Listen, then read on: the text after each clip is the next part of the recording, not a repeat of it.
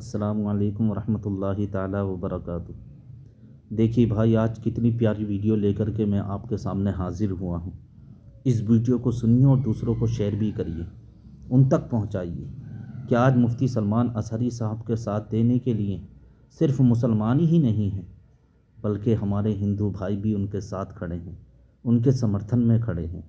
इस वीडियो को देखो कैसे वो चीख कर कह रहे हैं कि आप मुफ्ती साहब को छोड़िए।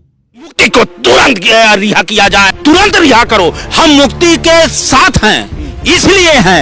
यदि यह कानून है तो लोकसभा में जो बयान दिया गया था, रमेश बिदुड़िया ने कहा था, कटुआ शब्द क्या क्या शब्द कहा था, उनको भी गिरफ्तार करिए। किसान नहीं तो हम लोग भी उसी के साथ रह करके आंदोलन करने का काम करेंगे। क्या कहती पुराण कहे, कुरान कहे, पीर कहे, पैगंबर कहे, राम कहे, कृष्ण कहे, कबीर कहे, मंसूर कहे, रविदास कहे, विश्व के सभी धर्म गुरुओं ने कहा सबसे बड़ा धर्म है तो मानवता और इंसानियत। अगर इसकी पंचायत से आपका सांसद बोलता है, उस पर गिरफ्तारी नहीं होती, क्यों? क्योंकि वो मुसलमान है। इस देश में मुसलमान के नाम पे फिर राजनीति होगी तो संतों की भजन नहीं होगी। मुक्ति को तुरंत रिहा किया जाए। अगर नहीं रिहा करते हो तो सांसदों को गिरफ्तार करो। ये सबका मालिक एक है, वो भी इबादत करता है अल्लाह के नाम से। नमस्कार, मैं हूं देव, इसमें आप देख रहे हैं लोकतंत्र टीवी। देश भर में मौलाना मुफ्ती सलमान अज़हरी के समर्थन में जन सैलाब निकल रहा है। सोचिए कि मुंबई में उनको गिरफ्तार कर लिया गया, जब दरअसल गुजरात में उन्होंने एक बयान दिया था, भड़काऊ भाषण है। अब सोचिए उसको लेकर गिरफ्तारी तो हो गई, लेकिन क्या इस देश के संत समाज मौलाना मुफ्ती अज़हरी के साथ है या नहीं? इस विषय पर खास बातचीत करने के लिए इस वक्त हमारे साथ मौजूद हैं स्वामी भानु प्रताप। महाराज जी, कैसे देख रहे हैं? मुद्दा तो बहुत बड़ा मुद्दा बनते जा रहा है, देश भर में तमाम जगहों से सोशल मीडिया पर ट्रेंड भी चल रहा है। ये देखिए, मुद्दा बनाया जा रहा है। ये 24 के चुनाव को लेकर के भारतीय जनता पार्टी की जमीन खिसक गई है, इसलिए मुफ्ती साहब के साथ ये अन्याय हो रहा है।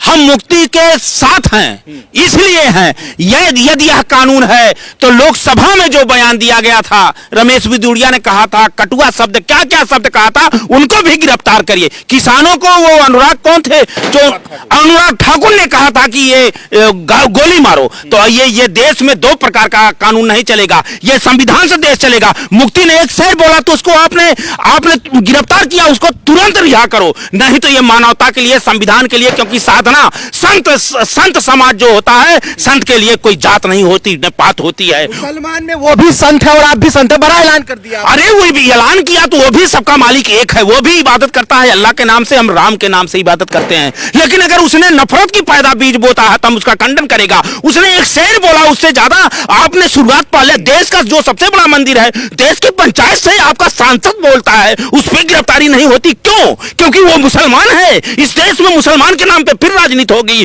तो संतों की भजन नहीं होगी। मुक्ति को तुरंत रिहा किया जाए। अगर नहीं रिहा करते हो तो सांसदों को गिरफ्तार करो, नहीं तो हम लोग भी उसी के साथ रह करके आंदोलन करने का काम करेंगे, क्योंकि मानवता ये है। गीता कहती, पुराण कहे, कुरान कहे, पीर कहे, पैगंबर कहे, राम कहे, कृष्ण कहे, कबीर कहे, मंसूर कहे, रविदास कहे, विश्व के सभी धर्म गुरुओं ने कहा सबसे बड़ा धर्म है तो मानवता और इंसानियत। अगर इंसानियत मानवता हमारे अंदर से खत्म हो जाएगी तो हम संत नहीं पाखंड होंगे। हम इसका घोर विरोध करते हैं। केवल माहौल बनाया जाता है हिंदू मुसलमान का दंगा करने के लिए, फिर हमारे जनमानस को लड़ाया जाएगा। फिर ये कोरोना काल आप देख लो मेरे देशवासियों, कोरोना में कौन हिंदू था, कौन मुसलमान था, कौन गरीब था, लोग तड़प तड़प के मर रहे थे। मैं चैलेंज करता हूं कि अगर काट दूं रक्त लाल निकलेगा। विश्व का कोई भी ये वैज्ञानिक बता नहीं सकता कि हिंदू का रक्त है कि मुसलमान का रक्त है। वो किसी को जरूरत पड़ेगी तो वो रक्त लेगा। इंसाफ न्याय सबके एक लिए होना चाहिए। आपको बता दें कि ये आप वीडियो देख चुके,